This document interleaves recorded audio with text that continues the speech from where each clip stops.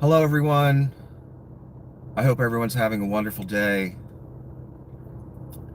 I wanted to talk about a Red Hot Chili Peppers song that I didn't know existed because I'm not like a super huge fan of theirs. I love a lot of their songs. They're an amazing band to me. I had some of their albums when people still bought albums. But I'm not like one of those hardcore, die-hard, know everything about the Chili Peppers people. I'm not one of those people. And whatever, if that's you, I'm not making fun of you. I'm not one of those people. So I told you before, I had satellite radio for a little while in this car we got because our other one got totaled. Uh, and maybe I'll explain that in another video at some point, but not today, not right now. So as I was listening to satellite radio, which has about 10, 11, 15 good rock stations, um, different genres of rock, if you want to look at it that way, like classic, modern, blah, blah, blah. So I was listening to different stuff that I wasn't usually listening to as I was checking out satellite radio every day, like Pantera and live Red Hot Chili Peppers, because they have their own channel on satellite radio. Pearl Jam does, Red Hot Chili Peppers do. I'm surprised more bands don't have their own channel on satellite radio because it's a really great way to get the music out there, in my opinion. Uh, anyway, my satellite radio subscription has since run out. I don't want to renew it because, everyone's got a smartphone. I can play any song I can think of. That was the thing about satellite radio, though. It was playing songs I didn't think of. Um, for instance, Pantera again, the song Walk, This Love, several of their songs, it made me realize how good Anselmo is, because I couldn't scream and do that rasp for a whole concert like he did, and he did it kind of effortlessly. I guess it was just in him. And so it made me realize how good Anselmo is uh, at performing. He's solid, and it comes off heavy and powerful. It's not really my style. I wouldn't do that kind of music, but for someone doing that kind of music, he did it and does it damn well. He's impressive to me. I didn't fully appreciate how talented that dude was. And yeah, it's not traditional singing. It's still hard to do though, believe me. I practiced all different kinds of styles over the years. And doing that thing that Anselmo does is not fucking easy, man. Very difficult. And I'm sure it wears your throat out after a night of it. I'm sure your throat's not feeling too good. Anyway, so I lost my subscription. I've been hearing a lot of live Pearl Jam, different things, even though I've pretty much heard everything by them. This one song, though, from 2002, I believe, from the By the Way album, I didn't even know it existed. I can't believe this song slipped by me, but it did. Some great songs do slip by me, even by bands I like. The song's called Don't Forget Me. It's the best song they've ever written. It's the best song as far as performance, in my opinion. Again, it's my opinion. You may not agree. You might like Under the Bridge or something. Whatever. I'm not mad at you. Maybe you disagree. Whatever. It's the best song they ever wrote. It's the best song they perform. It's the best song live as well. So it's the best recording and it's the best live. That's not always the case with a band. A lot of bands aren't even good live. Anyway, I keep digressing. Don't Forget Me. Kiedis really sings in it. That impresses me. I can tell he's taking the song very seriously. He's pushing himself, his singing ability, because he said himself, he doesn't portray himself as if he's some, operatic, wonderful Chris Cornell's type singer.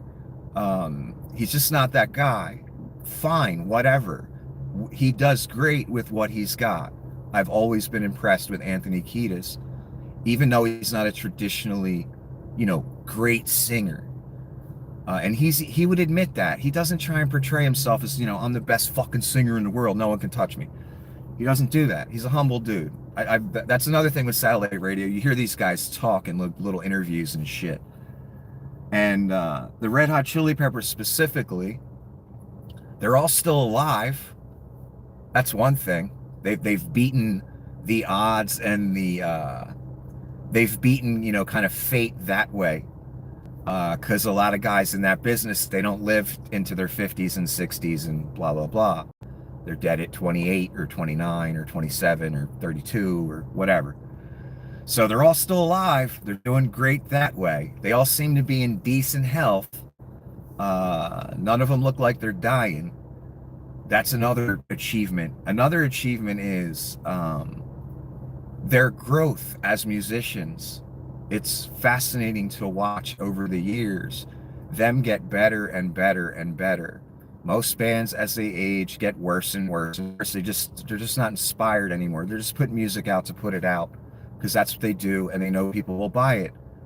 There's nothing wrong with that, whatever. But it comes off lacking when you're listening to it, because dudes get comfortable, they get rich, they ain't hungry anymore. It's natural.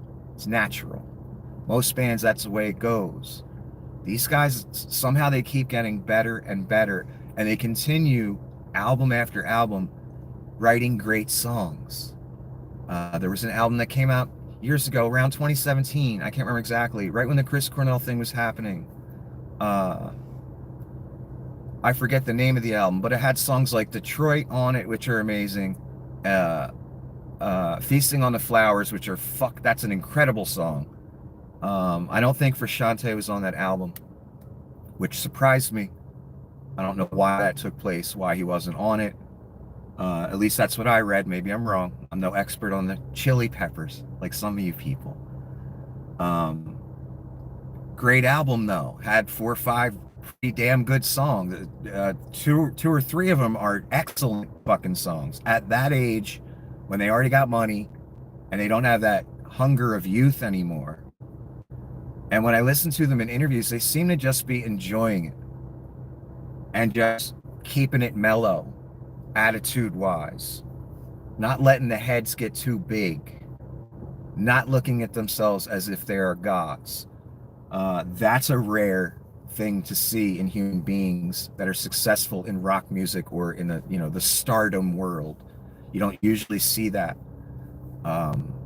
You hear things like J-Lo forced a hotel to remove all the furniture from the penthouse suite and replace it with all white furniture. You know what I mean? Like, that's the kind of heads people get. Me personally, if I were in J-Lo's position and had that kind of money and stardom and power, I wouldn't give a fuck what furniture they had in my penthouse suite. I'd just be like, I'm in the fucking penthouse suite. This is great. Let me just relax on that instead of barking orders at people like fucking, Pharaoh or something. I must have all white furniture. I am J-Lo. Don't get me wrong, I love J-Lo. Don't get me wrong. Anyway, back to Frusciante. Also, what was on satellite radio with Frusciante on the Red Hot Chili Peppers channel, they would play some of Frusciante's music. Now, usually when a lead guitarist starts to try and do their own thing and record an album, it sucks because they're not lead singers. They're great backup singers almost always, and they're great guitar players, but they're not lead singers. They just don't have it in them. That's fine. That doesn't make them lesser human beings. Their guitar skills speak for their fucking selves. They don't need to be able to sing lead. So I'm not dissing them. That's what they are. A man's got to know his limitations. Didn't Clint Eastwood say that? A man's got to know his limitations. For instance, Nick Calabrese at the height I am, I'm never going to be an NBA superstar because I'm not 6'5" or 6'7" or 7'1". Never gonna happen for me. Even if I wanted it to. You know, a man's got to know his limitations. For Shante, his own music, his own singing, I am very impressed with him. His singing comes off as very sincere and real. And he's got a nice voice. I dig it. It's not something I'll be playing all the time. But I'm impressed with his skills because most lead guitar players don't have those skills. He can actually fucking sing. And people have been telling me this for years, pointing out his music, telling me things about him. I never really looked at it. Now I've looked at it. And dude's impressive to me. And thank God the other members of the band decided, when they saw a clip of him on death's door years ago, decided, yeah, he's been a problem for us in the past. He's got this drug habit. That's even too much for a rock band to handle. But you know what? Let's go help him. Let's go offer him his position back. If he can clean up a bit, let's go save his life, basically. In other words, they fucking cared about the man. That's impressive to me. Rock stars don't act like that. Rock stars do it for the money or their ego or whatever.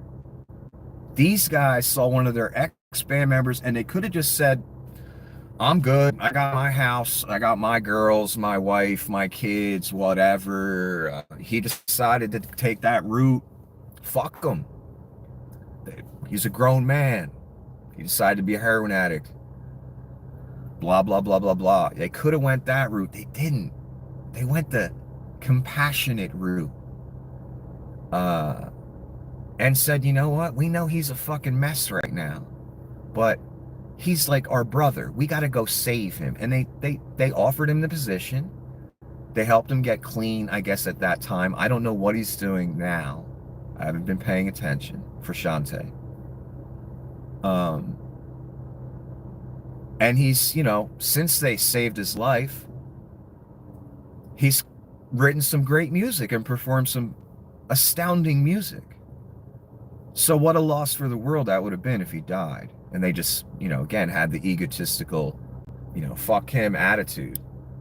That I'm good, whatever, you know, he's a grown man. He can go get his just like I went and got mine. I'm glad they didn't have that attitude. And when I listen to them in interviews again, they sound like down-to-earth kind of people, despite all the fame and money.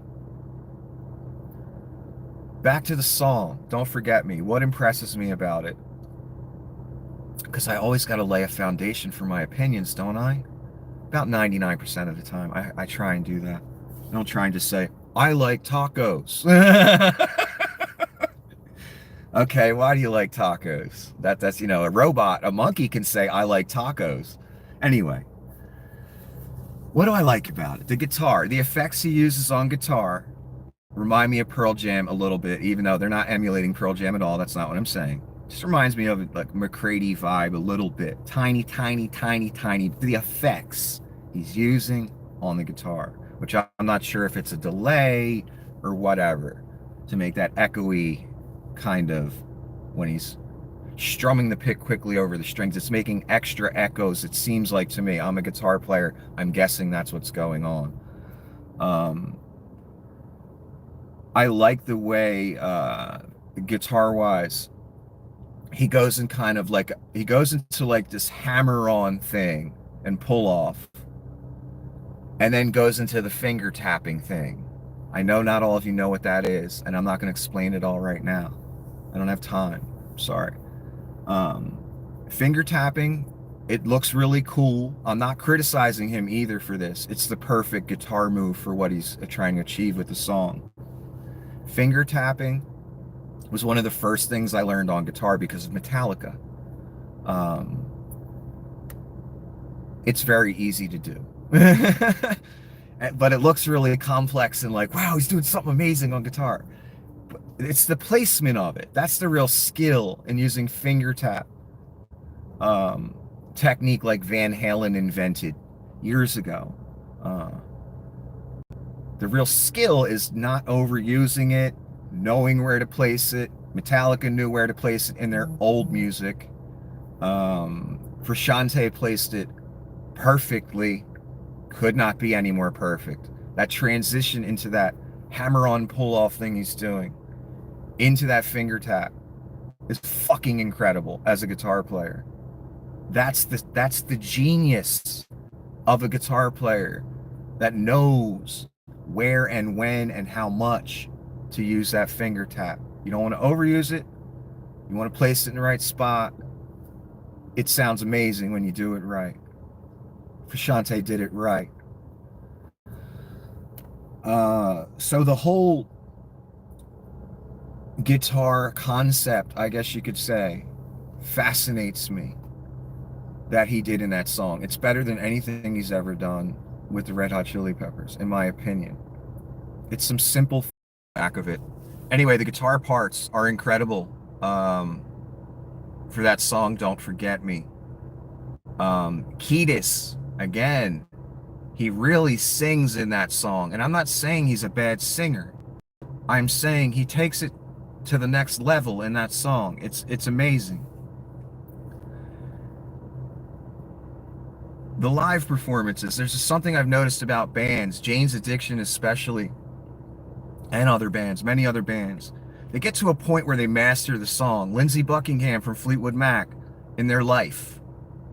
It might be 10 years after the album comes out. It might be 5. It might be the same year the album comes out. Everyone has their different pace. And from performing the song for years or months, you start to want to improvise and change it a little bit and tweak it and do things a little bit different vocally. Jane's Addiction does this a lot. What do I mean by that?